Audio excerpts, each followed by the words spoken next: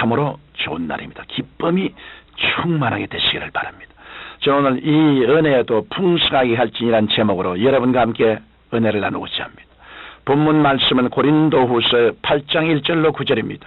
저희가 먼저 자신을 주께 드리고 또 하나님 뜻을 쫓아 우리에게 주었도다. 오직 너희는 믿음과 말과 지식과 모든 간절함과 우리를 사랑하는 이 모든 일에 풍성한 것 같이 이 은혜에도 풍성하게 할지니라. 물질은 인간 생활을 풍성하고 복되게 하며 하고 싶은 일을 할 수 있는 수단이 되고 또 여러 가지 생활의 속박에서 자유케 하는 좋은 점이 있습니다. 우리는 아프리카에서 식량난으로 수많은 사람들이 죽어가고 있는 것을 매스컴을 통해 알고 있습니다. 가난으로 인한 비극입니다. 하나님은 원래 궁핍과 가난을 창조하시지 않습니다. 하나님께서는 처음 사람을 지으시기 전에 풍요로운 환경을 먼저 창조하셨습니다. 하나님은 아담을 짓기 전에 상함도 없고 해함도 없으며 보기에도 아름답고 먹기에도 좋은 실과들이 많이 나는 낙원 에덴을 예비해 주신 것입니다. 그럼에도 불구하고 이 세상에 가난과 저주가 끊이지 않은 것은 아담과 하와의 반역으로 말미암아 이 세상이 하나님께 심판을 받았기 때문입니다. 그러나 하나님께서는 예수님의 십자가의 대속을 통해 우리들에게 죄사함의 은혜뿐 아니라 치료의 은혜와 풍성한 물질의 은혜도 주시기를 원하십니다. 그러므로 우리는 하나님의 은혜를 받아서 사람다운 삶을 살고 그 은혜를 세계 만방에 나누어 주는 사람들이 되어야 할 것입니다. 그러면 우리가 이러한 은혜를 받기 위해서는 어떻게 해야 할까요? 첫째로 우리는 받을 수 있는 그릇을 준비해야 합니다.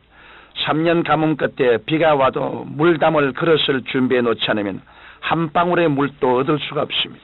이와 같이 우리가 하나님의 은혜를 받으려면 그릇을 가지고 나가야 합니다. 이 그릇은 하나님께 드림으로 준비될 수 있습니다. 우리가 하나님께 물질의 복을 받는 데는 두 가지 방법이 있는데 하나는 하나님께 구하여 받는 방법이요. 다른 하나는 하나님께 드림으로 받는 방법입니다.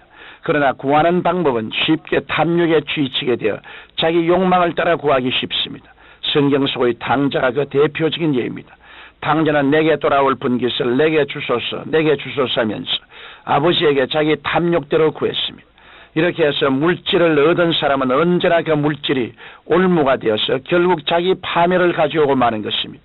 그러므로 야고보서 4장 2절로 3절은 너희가 얻지 못하면 구하지 아니하며 구하여도 받지 못하면 정욕으로 서리고 잘못 구함이라고 말씀하고 있는 것입니다.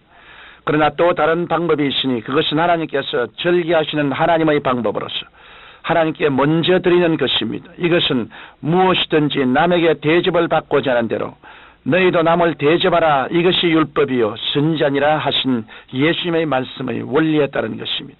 우리는 다음과 같은 옛날 이야기를 통해서도 심고 거두는 법칙이 그대로 이루어진다는 것을 알 수 있습니다. 어느 가난한 집에 홀어머니가 삭바난시를 하면서 아이들을 키우고 살고 있었습니다. 하루는 눈 오는 추운 겨울날 화롯가에 옹기종이 모여 앉았는데 아이들이 떡을 먹고 싶다고 징을대고 있었습니다. 엄마 옆집에서는 떡방아를 찢고 있어요. 우리도 먹고 싶어요. 이 아이들의 말에 어머니는 눈시울을 붉히면서 바느질을 멈췄습니다. 그리고는 조금 남은 보리쌀로 보리 누룽지를 만들었습니다. 그 누룽지를 바구니에 곱게 담아 아이 편에 떡방아를 찢는 옆집에 보내면서 우리 어머니가 날도 춥고 출출해서 보리 누룽지를 만드시는데 맛이 있으니 잡수어 보시래요라고 전화라고 일러보냈습니다. 그 보리 누룽지를 받은 옆집에서는 자기 집의 계획에도 그런 누룽지는 주지 않는 것이지만 그 따뜻한 정성을 외면할 수 없어서 방금 쪄낸 시루떡을 그 바구니에 가득 담아 보냈다고 합니다. 이와 같이 우리도 하나님께로부터 대접을 받으려면 그릇을 준비해야 합니다. 비록 우리가 가진 것이 보리 누룽지같이 보잘것 없더라도 그것은 큼직한 그릇에 담아서 하나님 여기 있습니다. 보잘것 없는 것이지만 하나님의 은혜가 감사해서 드립니다. 이것을 통해 하나님 나라를 영화롭게 하옵소서라고 정성껏 드리면 하나님께서 우리의 믿음을 보시고 그 그릇에 좋은 것으로 넘치도록 채워주십니다. 이러므로 우리가 하나님께 먼저 드림으로써 복받을 그릇을 준비해야 하는 것입니다. 둘째로 이와 같이 우리가 하나님께 먼저 드리는 것은 복 주시는 하나님에 대한 믿음을 증명하는 것입니다. 성경 히브리서 11장 6절은 믿음이 없이는 기쁘시게 못하나니 하나님께 나아가는 자는 반드시 그가 계신 것과 또한 그가 자기를 찾는 자들에게 상 주시는 이심을 믿어야 할지니라고 말씀하고 있습니다. 하나님 우리에게 영원히 잘됨같이 범사에 잘되고 강건한 상을 주시기를 원하십니다. 이 사실을 아는 이상 우리는 항상 믿음으로 드리는 생활을 실천해야 할 것입니다. 야고보서 2장 17절로 18절은 행함이 없는 믿음은 그 자체가 죽은 것이라. 혹이 가로되 너는 믿음이 있고 나는 행함이 있으니 행함이 없는 내 믿음을 내게 보이라. 나는 행함으로 내 믿음을 내게 보이라고 말씀하고 있습니다. 우리가 어떤 방법으로 우리의 믿음을 보일 수 있습니까? 우리가 아무리 하나님을 사랑한다고 말하고 믿음이 있노라고 말해도 행동으로 나타내 보이지 아니하면 그 믿음은 거짓된 것입니다. 그러므로 우리가 물질의 복을 받기를 원하면 하나님께 11조와 헌물을 드림으로써 하나님께 대한 우리의 사랑과 믿음을 증명할 수 있는 것입니다. 성도들 중에는 처음 믿어도 뜨겁게 주님을 사랑하고 몸과 시간과 물질을 들여 봉사하는 분이 계십니다.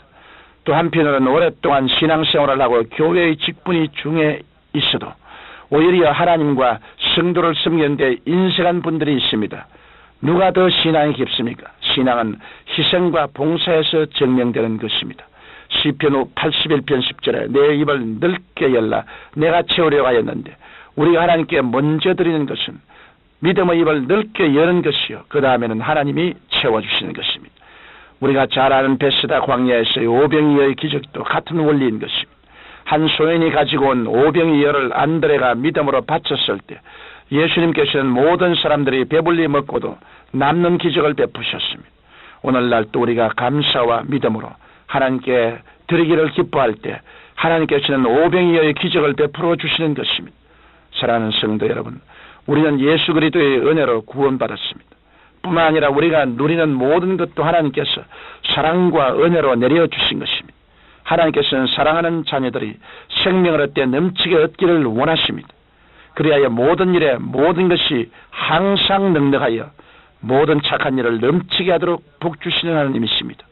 그러므로 여러분 하나님 앞에 믿음의 그릇을 잘 준비하여 풍성한 복을 받아 복음사업에 앞장서게 되기 위해서 반드시 하나님께 11조를 드리고 헌물을 드려야만 하는 것입니다. 이것은 우리의 신앙의 가장 근본적인 자세입니다.